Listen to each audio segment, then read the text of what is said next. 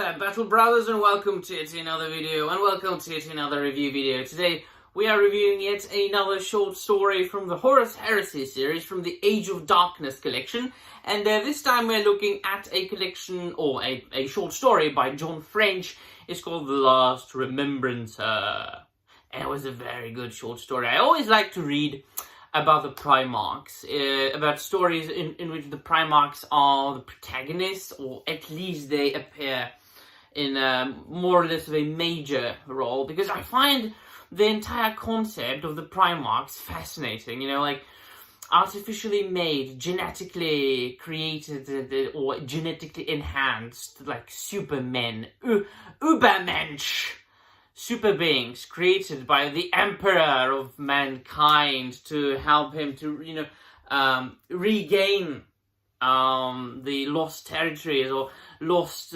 colonies of humanity after the Age of Strife and during his great crusade to reunite humanity throughout the galaxy and spread the power and might of Imperium, or the Imperium. And of course then, the Primarchs are extraordinarily colorful characters. Each and every single one of them is different. And then of course, the Astartes, being their spawn, coming from them genetically, once again, they are a mirror image to a certain extent of their fathers, of their Primarchs. And so, each and every single chapter, each and every single Legion Astartes is very much different. But at the same time, they are similar to each other. It's like brothers, right? Siblings, they share similarities, but also differences. And before I blabber on and on and on, this short story is, once again, set in the time frame of Horus Heresy. We are sometime, you know, in the Horus Heresy itself. Isstvan 5 has already happened. It was an event that I'd say that Isstvan 5 was quite obviously one of the most important, but also one of the most horrible and tragic events of Horus Heresy. That, of course, being the moment when the 4 or 5 legions Astartes just turned or revealed themselves to be traitors and turned against their battle brothers. A battle in which Vulcan disappeared and Ferus Manus died by the hand of Fulgrim. The tragic, brutally tragic story.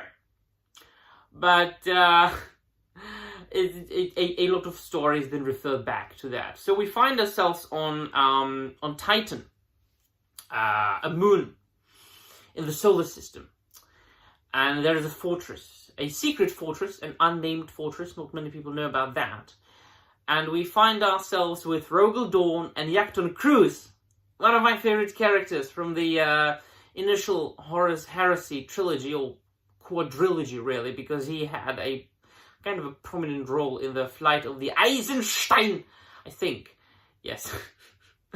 So he already is, in this short story, Yakton Cruz is already a knight-errant wearing grey, without any sigils, because quite obviously he is a former member of the Lunar Wolves, which then of course they became the Sons of Horus, the greatest traitor and the greatest abomination in the history of the Imperium, the arch-nemesis, the arch-fiend.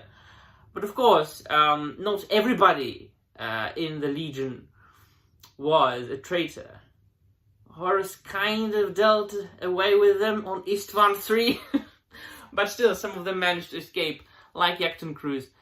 And from other legions, Nathaniel Garrow, and other characters, which I don't want to spoil, but when I found out, it took my breath. Really took my breath away, but wasn't in this short story. This short story is about Rogel Dawn, the Primarch of the Imperial Fists, and Yakton Cruz, the Errant Knight, or the Knight-Errant, going to, basically interrogate Solomon Voss, the Last Remembrancer. So he was the guy who, as we find out in the story, who initiated this Remembrancer program right before the start of the Great Crusade, who said, yeah, listen, you will be performing great deeds, dear Emperor, and I think that you will want all these great deeds and of heroism and conquest to be recorded. So I think you should kind of send artists and writers and poets and composers and painters and photographers with your legions to document this stuff in an artistic way, and so that the information just spreads throughout the Imperium as a little bit of a propaganda, but also for future generations, to have this information, what happened. So it was him. And then after Horus Heresy started, the Council of Terra, they dissolved the Remembrancers. They got rid of them. Poor Remembrancers. I mean, Horus got rid of them in his own way. The Imperium got rid of them in their own way. Poor old Remembrancers right there. But the Solomon, I'm sorry, Solomon wasn't really excited about this entire idea. And about the Horus Heresy, and him being a man of information, a man of knowledge, who wanted to pass the truth on and out of that into the galaxy. He wanted to know what the true deal was, and he went to Isstvan V. He was apprehended by Horus, and he took with himself 21 other Remembrancers, of which each and every single one of them was executed by Horus, except for Solomon. He kept Solomon, and he made him his Remembrancer and a prisoner, so he can witness everything that Horus is doing. And then he let him go. And that's actually when the short story starts, when they apprehend a traitor enemy vessel at the verges of Terra, solar system. And there's just one passenger there, locked in a cell. There was this Solomon Voss. And so the Imperial Fist found him, and they imprisoned him on Titan, and they called Rogel Dawn. And so they interrogate him, and it turns out to be that the bastard Horus sent, and of course this review is spoiler filled, but I will try and remember putting it in the title or somewhere. That Horus deliberately let him go to show Rogel Dawn how much effed they are, and the hope is basically lost. Because the ideal of the old Imperium, as the Emperor intended, the enlightenment and the illumination and hope and unity, that those ideals died with the Horus Heresy. Did they? I don't know. At this point, Rogel Dawn, he doesn't want to believe it.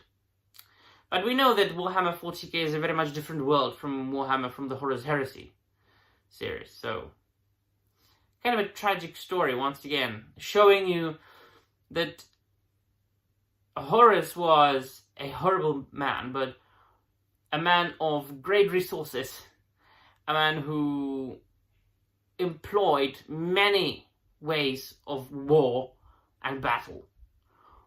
The psychological warfare being one of them, and this is that kind of psychological warfare, sending this Remembrancer back to Rogel Dawn with a message.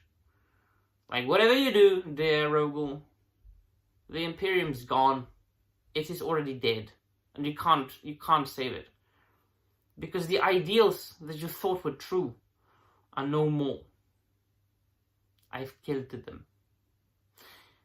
Sad, scary, fascinating. Bravo, John French. Thank you very much for watching, my dear friends. Let me know in the comments down below what you think. Have you read this short story? Have you read this short story collection? What is your favorite Horus Heresy novel? Let me know all about it. And that'll be all. Thank you very much for watching, and remember, the Emperor protects.